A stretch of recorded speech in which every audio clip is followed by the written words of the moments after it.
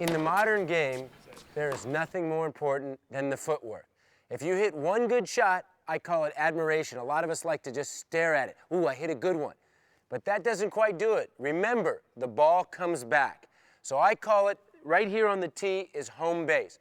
When you hit a good shot, anticipate it's going to come back, and you want to get back to home base. The sooner you are back to the middle, the more options you have for taking the ball early and doing something positive. Don't anticipate that the ball's not coming back. I always say in my head, it's coming back. I'm going to keep working, keep shuffling till I get right back here, till I get something short and fat that I can put away. And remember, don't stare at your shots. It's only one shot. Get back to the middle, and you're only as good as your footwork. The quicker you move, the more options you got, the better chances you got to win. One of my favorite footwork drills to work on is the old windshield wiper. That's where you hit 3 forehands, 3 backhands, alternating, moving a little further in between each one. I've seen numerous pros working on this. Julie, you're up first. The best lady I ever saw at this was Arantxa Sanchez Vicario. She would do this until she was just blue in the face. The real key for this drill is getting some height over the net and buying yourself some time to get back to the middle. Hitting and moving, hitting and moving. Very nice, very nice. All right, Adrian. Come on. Cross court, move, stick and move. The best guy I ever saw doing this, Michael Chang. He had more speed than I had lost. Come on, buddy. This is a great way for really grooving your strokes along with moving your footwork. You want to do about 4 to 6 of these with about a 30-second break in between. Once again, you don't want to do this consecutively. If you coaches at home saying, okay, I want to blow a gasket of my kid or the player I'm working with, not good. Get about 30 seconds recovery, because otherwise your strokes get sloppy. And if your strokes get sloppy when you're doing this, you're not doing yourself any good. So you want good, clean strokes with technique and moving. Remember, hit and move, don't stare at the ball. Let me do one here. Don't make me run too hard. I'm no Michael Chang. I think I'm more like Leighton Hewitt. I'm only kidding. I wish I had Leighton Hewitt's speed to lose. Remember, keep moving. Shuffling those feet and breathing in between shots. Remember, you're not underwater. Breathe and relax. That's the key to good footwork.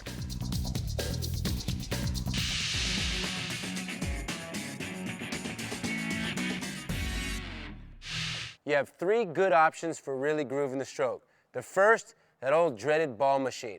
Pop about 100 balls in the ball machine, good technique, and really getting that long swing. The second is the wall.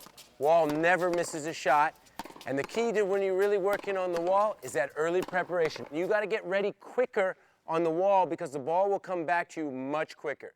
The last option is if you have a regular doubles partner or somebody you play, once a week, trying to get some nice height over the net and try to see if you can make 10, 15 balls in a row. If you can make 10, 15 balls in a row with your opponent, about 2 to 3 feet over the net, you're starting to really groove the swing.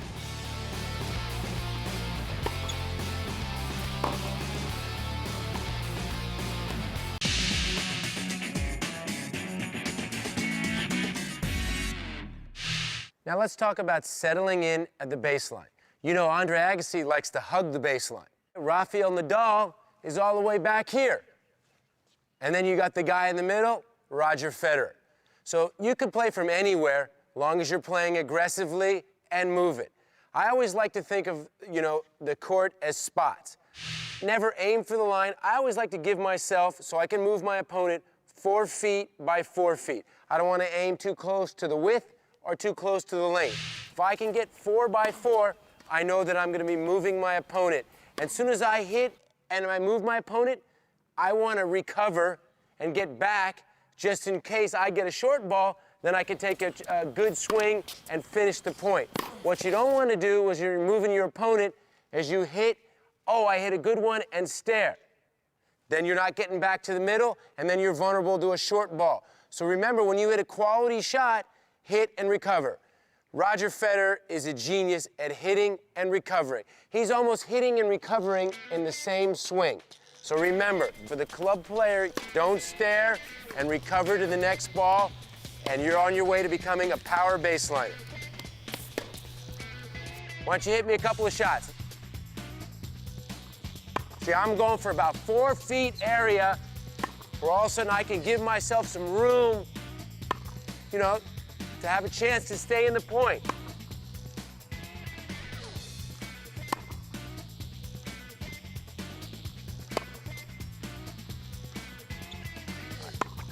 When you do about 6, 7 of those, remember, don't aim too close for the line.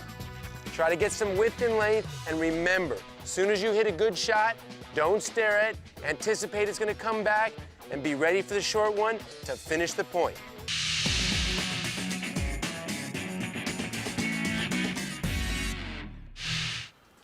Now you've settled in on the baseline, your next goal is to move your opponent.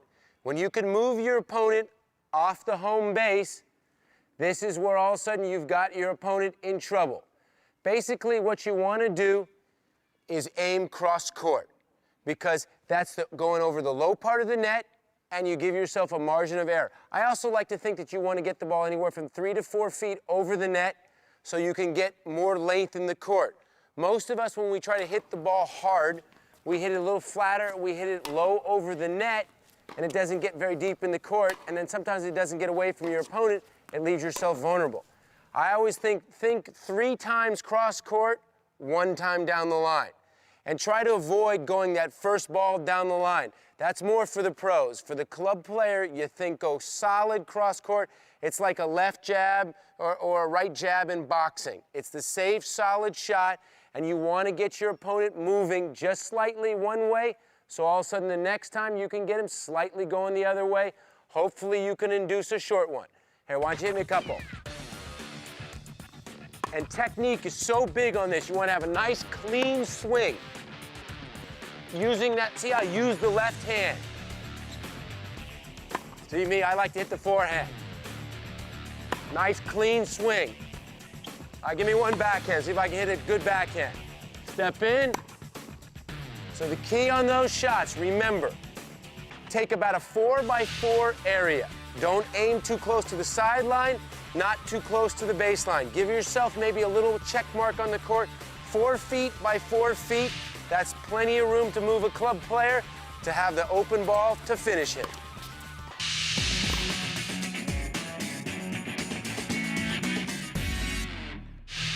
You've done all the hard work. You've settled in on the baseline. You've moved your opponent. Now the easy one, the finisher. This is the shot. You've set up everything to winning the point.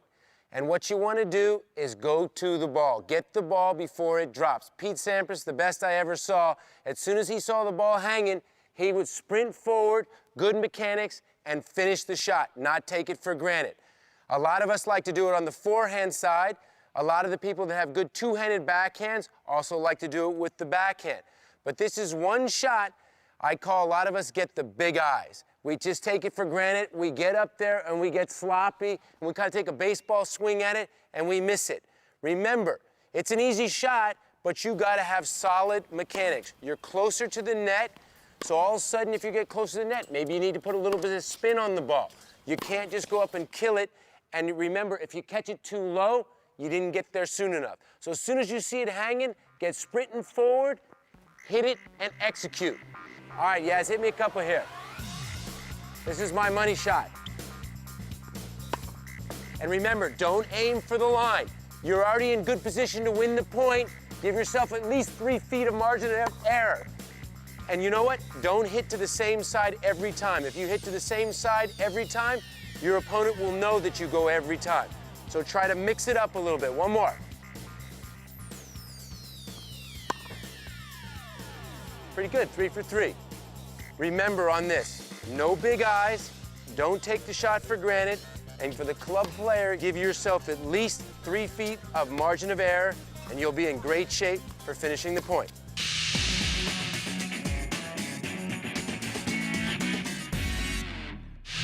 For you more advanced players out there, at least a 4.5 to a 5.0 level are top junior players. This is a shot that's really crept in the game the last 15 years. You see a lot of the Spanish guys, Rafael Nadal now maybe the best at it, the runaround forehand winner, where you want to really step around, get there as soon as you can, good mechanics, and really explode on the shot. Remember when you're hitting the runaround forehand, if you're all the way over by the doubles alley, look how much court you're giving up.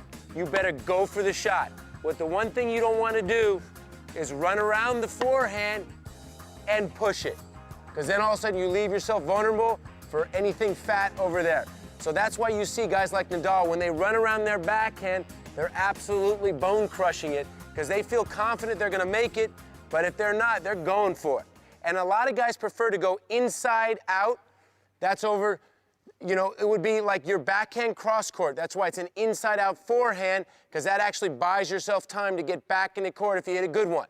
And remember, if you do hit the good one, be ready, because you'll probably get a short one. You'll have your opponent surprised. Here, why don't you hit me a couple here? And then you want to back over to the middle.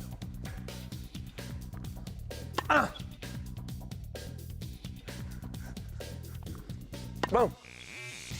The key to that shot, getting over there quickly, recovering, and hitting that ball hard. Because if you don't hit it hard, you leave yourself vulnerable. A lot of real estate over there to cover. So remember, never aim for the line. I always like to give myself 3 to 4 feet over the net, and I can move my opponent 4 feet by 4 feet. When you hit a quality shot, hit and recover. Just in case I get a short ball, then I can take a good swing and finish the point.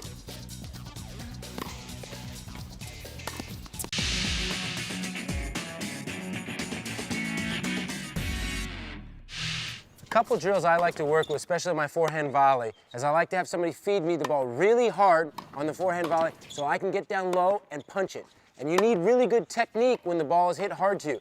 The biggest don't, though, for a lot of club players, guys come up to here and they say, you know what, hit me some volleys now. And they sit there, geez, I'm volleying great. Isn't this easy? But how often are you going to get to here? I always say, practice where you're going to volley, which is around the service line. If you're standing here, you're going to get lobbed. Go back to the service line, and you're going to do a lot better volleying. All right, you're up, Adrian. All right, he's going to hit a couple hard ones. Right there, see on the hard ball right here, you got to keep the swing simple and punch it, keep moving.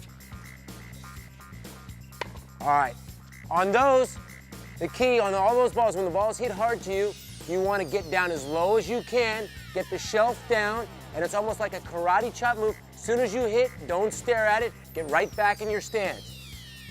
Punch it and punch out of the stance. Don't punch it and stay there and look at your shot. It might come back. The other one is that really soft ball, the floater, that high hanging volley that all of us tend to get big eyes on, and most of us like to wait for the ball to come to us, then that becomes a much tougher shot. The floater, I call it go get the ball. As soon as you see it, you get closer to cutting it off, you're closer to winning the point. All right, Julie, let's look at a couple of floaters. Okay, go get it. As soon as you see it float, you get closer to the net. The closer you get to the net, the easier this shot is. Very nice. A lot of the ladies, they like to take that ball without moving, and it makes it a lot tougher shot, much better.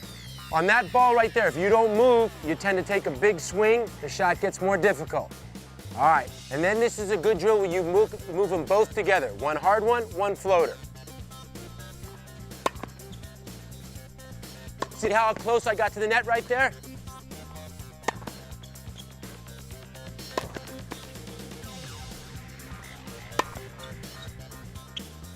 Good. About 6 of those, 3 each from the high one, 3 ones getting down. Those are the keys to a really good forehand volley. Keep your head. You don't need any armor. You'll be fine.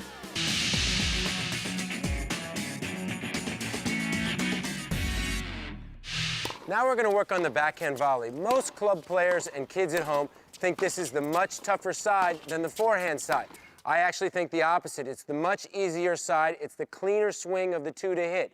The key to the backhand volley is that early shoulder preparation and stepping in, and it's like a good karate chop. You step in and you go boom. But most of us, the big problem for the backhand volley, they start moving in, Here, Yaz, can you want to feed me one? This is the real don't, where they break the plane of the wrist. They go like this. Now, this is a clean swing. Notice how I punched it like a karate chop. Stay low and really punch through it. And remember, on the backhand volley, you never want to break the plane of the wrist, almost like a windshield wiper going like this. You want to stay low, turn the shoulders, and really punch it. And you know what? A lot of the power comes from your legs and your butt. So remember, stay low, punch it, and don't break the plane of your wrist. That's the key to a good backhand volley. I like to do the same 2 drills on the backhand volley as I did on the forehand volley, where you work on the high floater, remember, going to get it, and then the hard one, which teaches you the good technique, getting down low and punching it with a karate chop. You know who had the best backhand volley I ever saw? John McEnroe. Guy never missed one. Unfortunately, every time he played me, it was money. Let's see what you got, Adrian. Nice and hard, good simple swing, moving your feet. That's it, keep moving, nice punch. Very nice, keep moving the feet, that's it. Excellent. One more, excellent. Come on, Yaz, you got a little more. All right, Julie. Keep moving forward. The closer you are to getting the ball, the easier it is to making it. Good. She's making it look easy. Come on, get to it. And you don't want to take too big of a swing on this. Remember, on this, you don't want to come in and take too big of a swing. You're coming in because you're already close to the net. Nice, easy punch. All right, you want to make me do a couple? One hard one, one easy one.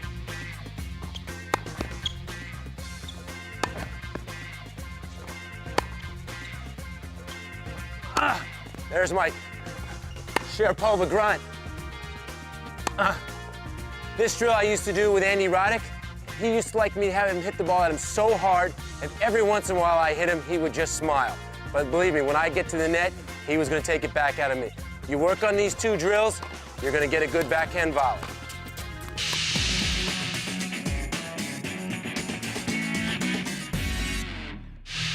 The overhead. Got to be my favorite shot. When I was a kid, I really prided myself on never missing an overhead. If you're going to spend a lot of time up at the net, you're going to hit plenty of overheads. But most club players really dread hitting this shot. I feel like the biggest problem is the left hand. So obviously, if you're right-handed, the opposite hand. When you go up to hit an overhead, as soon as you see the overhead coming, track the ball the entire time with your left hand, back pedal, and then you want to move forward. What you don't want to do is get caught standing still without moving and having your left hand down, or a lot of us do, oh no, your hand gets right in front of your face. So footwork, left hand the whole time, kind of back up like you're an outfielder, and then spring forward. Why don't you give me a couple? See how I back up? See how I backed up? One more. I want to back up, and then I want to move forward.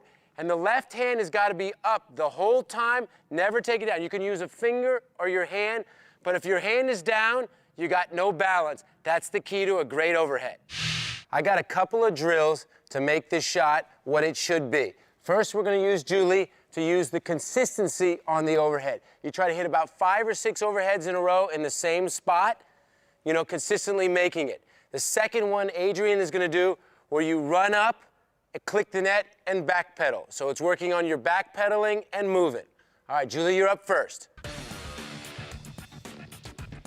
The key on the overhead, keep moving your feet and try to move forward, keeping your left hand up the whole time. That left hand is your rudder hand. You spot the ball with it. Keep moving your feet. Julie, you know the best overhead I ever saw? Boris Becker. The guy bone crushed it, never missed one. Pretty good combination, huh? All right, Adrian, this is more like the bicycle drill. Almost all college coaches in America use this, where you practice backpedaling and then moving forward. It's a good cardio drill, and it's a good drill for hitting the overhead. All right. Now, boom, come forward. You want to do about 6 of these. You can blow a gasket doing this. It's a good drill to work on both your cardio and hitting overheads. Keep that left hand up. Keep going.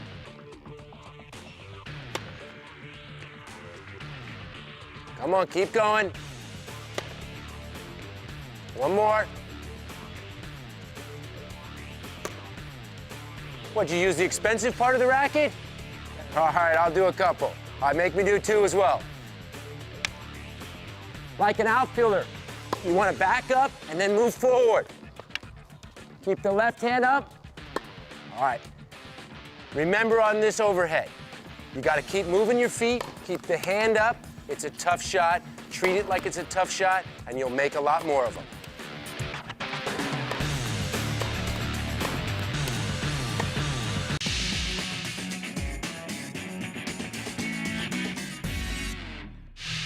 You've done your hard work. Now it's time to attack the net with the approach shot. I grew up in the 70s and 80s where the approach shot was a nice setup shot, and you come in and do your work with the net. Now, me as a coach, I'm telling you, when you have a short ball, especially if you're a 5-0 player or a pro player, you rip it and you come in.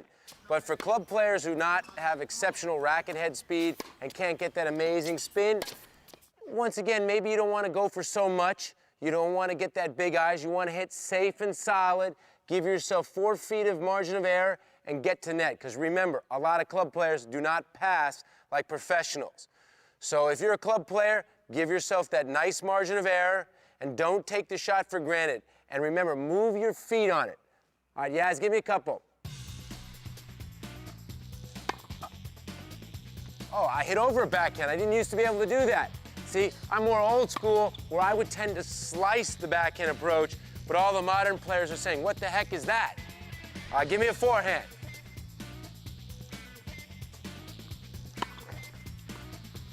See, I put a little more pace on that because that's the shot, my bigger shot.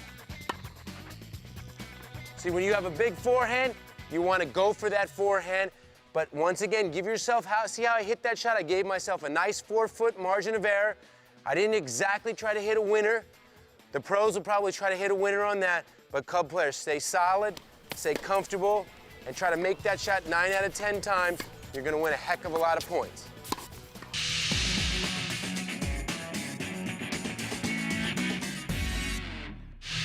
Now you've hit the solid approach. There's still more work to be done. As you hit the approach, I call this area here the home base, where you do your split step. You want to kind of move forward and do that little split step as you watch your opponent. That's when you keep moving forward.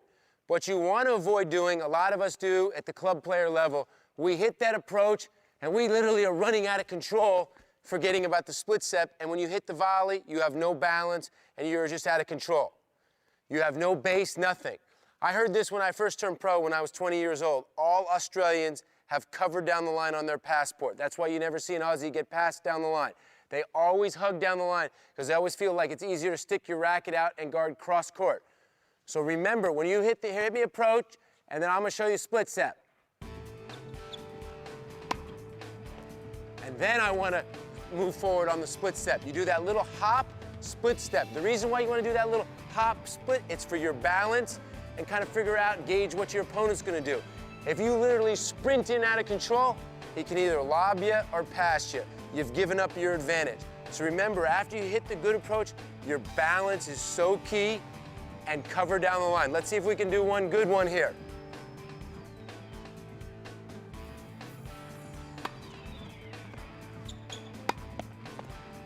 See, he gave me one hanging, so that was pretty easy.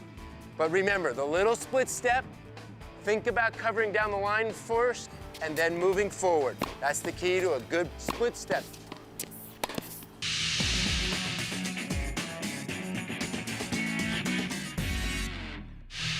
For you club players out there, most of us cannot put away the first volley like the pros. So there's still more work to be done. So after you've done your split step and you hit your volley, you don't want to stay here. You want to try to move forward so you catch the next one closer to the net so you have a chance to put away the ball. Remember, the key too is keeping good technique, not getting too excited, keeping your balance, try to stay as low as possible. Let me hit a couple here where after the split step, I try to move forward. And then you back up. Here you go. Okay, so you see how on both of those I cut them early and cut them off. Now the same shot, this is what most of us do to get it in trouble.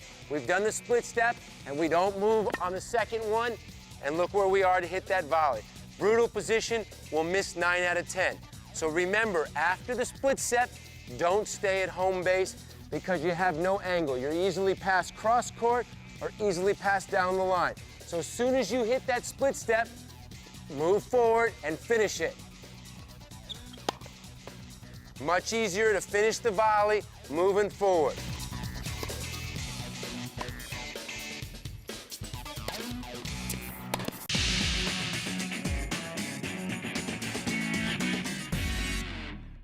When you're serving in the deuce court, the strategy on serving on this side, you have three options. You got the down the middle serve, you got the body serve, and the out wide serve. The reason why you want to serve wide is to open up the court so possibly you get a short ball. The next key after you hit a good short wide serve, don't stand there and admire your serve, because all of us are like, oh, I hit a good serve. Get ready to hit your big forehand. I almost call it's two parts. You serve and you get ready to hit that forehand. Serve, stick, and move. The next serve that you can use is the body serve. You remember Pat Rafter? He was the king of the body serve. He liked to really get you in a jam position, get you in an awkward position where maybe you can only bunt the return back. Or for you people at home that like to serve and volley, the body is a great place to serve. And the last one, maybe the most important, is the down the tee. You know, they call it the T-bone or the middle serve. You go right down the middle, and that's the one where you really want to win the point, your kill serve. Now, I like to go for like that big one every once in a while because I kind of like gets the old rush of blood. The key on the serve right down the middle, don't aim right for the line, and try to get your toss as far as you can out in the court. And this is when you really want to go for it because it's low over the net. It's the lowest part of the net, and if you make it, you want to make it with a little pop. You don't want to make it like, 20 miles an hour. It's not going to hurt your opponent. So this one here, when you really line it up, you want to throw it out there, and you really want to try to crack it. Because all of a sudden, if you hit a good one, you might hit that game winner, you might hit that ace. But remember, when you're going up the middle, it's the lowest part of the net. Put a lot of pop into it, and don't aim for the lines. We're never good enough to hit the lines. I've been playing this game 40 years. I still can't hit the line. So the strategy to serve, remember, you can go wide to open up the court. You got the body serve to give your opponent no angle, so all of a sudden he's in trouble. And then you use the T-bone for the big one where you're going to try to win the point. Those are the strategies on the deuce side of the court. And if you can do these, your serve is going to get a lot better.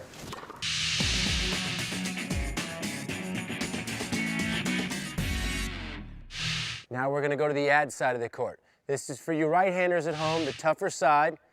For you lefties, you're at home on the left-hand side. Just like in the deuce court, you have three options on the ad side of the court. You got the down the middle serve, you got the body serve, and the toughest one for a right-hander, the out wide serve. Now the difference between this serve on the deuce side of the court and the ad side of the court, I feel like in the deuce side of the court for a right-hander, you can hit the serve much flatter. Do you feel like on this side you have to put a lot more slice? Absolutely. I feel that if I want to serve consistently at the tee here, I need that spin for that extra control. All right, show me a good slice down the middle. Oh, that's a good serve right there. See, like when I go for the slice too on this side, you might throw the toss just a little slightly to the right so you can really see how I'm slicing it. Just like in the deuce court, the same serve that you're hitting the short out wide one, you need to do a little bit on the ad middle serve. You got to put that little short slice into it. Those are like two best serves I've hit all week. All right, Julie. Oh, there's a good body serve. You know a pretty good female that used to like the middle serve on the ad side? She'd set her forehand up. She said every time I had a good serve in the middle, it was Steffi Graf. She'd hit that good hard serve in the middle. She'd feel like the person have no angle, and then she goes, that's it, I'm hitting a forehand. If I'm hitting a forehand, I'm in great shape. Okay, now I'm gonna show you the toughest one. For some reason, my whole career, I was a sucker for going wide. I always liked to hit this one under pressure. Probably guys knew it, but I felt like if I could hit the hard, flat one out wide, maybe I could sneak serve and volley. Remember on this serve, this is the higher part of the net, so you gotta get a little more height. When you're going to the body or you're going down the middle, it's the lower part of the net. So remember, when you're going wide, the net is 6 inches higher. You need a little more height on your serve. So remember the options, just like the deuce court. You got the down the middle serve, you got the body serve, and the toughest one for a right-hander, the out wide serve. Those are the keys to serving well in the ad side of the court.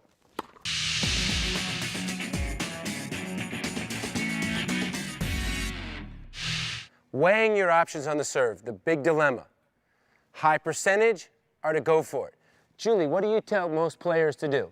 High percentage. So with club players, you feel like it's a better idea to get a high percentage. All right, let's take a look at a few serves. Show me your percentage serve down the middle of the court. Good. Now show me your percentage serve out wide. Excellent. When you have a lead, 30-love, 40-15, that's the time to, okay, I don't need to be conservative. I can go for that big one down the middle. But when you're down love 30, 15, 40, that's the time where percentage is the best play. All right, Julie, let's see your second serve.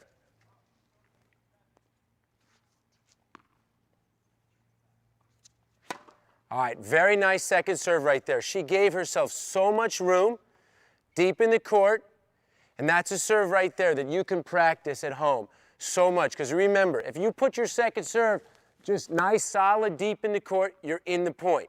You don't want to try to hit too aggressive of a second serve or not too weak of a. Remember, the second serve is just getting you in the point. And against other club players, if you're a 3-5 or 4-0, you're making 95 to 98% of your serves, you're going to win a heck of a lot more matches.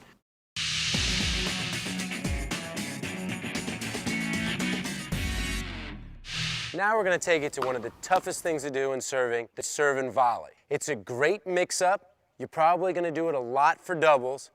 For me, the thing that I really want to do when I'm serve volleying, I want to get my toss as far forward as I can so I can really launch myself into the court. What a lot of people get in trouble with when you bounce the ball and you serve, if the toss goes behind you and you make contact here, and then basically your momentum stops here. So watch as I'm really going to try to get my toss forward, and I'm going to try to get to the net as fast as I can. I don't want to serve and like literally walk to the net or jog to the net. I want to try to serve and explode to the net. The closer I am to the service line, the easier the position I am for volleying. And remember, you're not volleying before you serve, because a lot of us serve and volley, and they want to volley before they serve. Serve first, move to the net. Couple of bounces, really get your toss forward, and get as fast as you can to the net. But the biggest mistake that guys make on the serve and volley is they're thinking about volleying first. Remember, serve first and get as fast as you can to the net. There's no time for walking. Get there as quick as you can. The closer you are to getting to the net, the easier the position you are for volley. This is a great mix-up, and you'll probably want to do it a lot in doubles. The big question now, once you're going to serve and volley, the where to. The one thing you don't want to do is throw the ball toss up and all of a sudden decide where you're going to serve. It's tough enough to serve and volley as it is. So already, like, once I get to the line, I'm thinking serve wide, serve and volley. Why do you like to serve wide and serve and volley? Because I feel like if I serve wide, all of a sudden, I'm going to cover down the line because it's a shorter part of the court. Stefan Edberg, who was a great serve and volleyer, liked to serve to the body a lot because he was so fast that when he would serve to the body, he could get in closer to the middle of the court and help cut off the angles. Then some guys like to go for the big serve down the middle, and all of a sudden, because even though it's the shortest part and the lower part of the net, easy place to get into the middle of the court. So you can go all three spots. I tend to be, when I was a serve and volleyer, go wide. A lot of good servers like to go middle, some go body. But the key is mixing them all up. Never go the same every time. So your opponent, if I go wide every single time and serve and volley, my opponent will know it. So make sure you mix up your serve, try to hit to all three spots. Obviously you'll do one more than the other, but don't show your hand. And that's the key to serve and volley.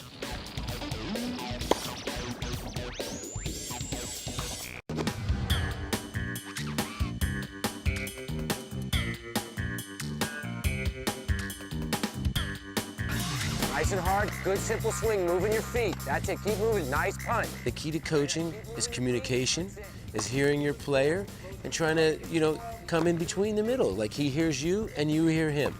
Tennis players are not all the same, and you can't make everybody the same way.